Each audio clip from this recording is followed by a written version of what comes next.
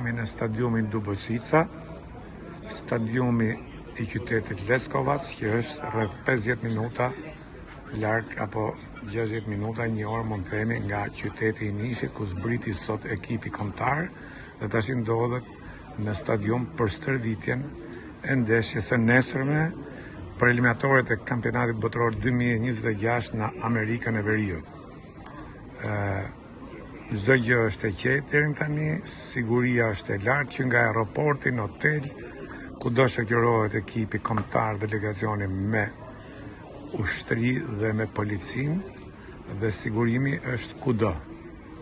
Çdo gjë po vazhdon në mënyrë të qetë.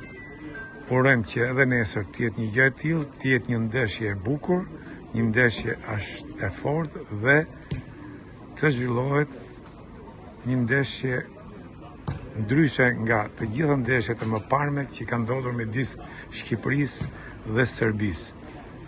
Po ashtu urojmë që ekipi shqiptar sigurisht duhet të jetë fitues nesër. Le të shikojmë nesër ndeshjen.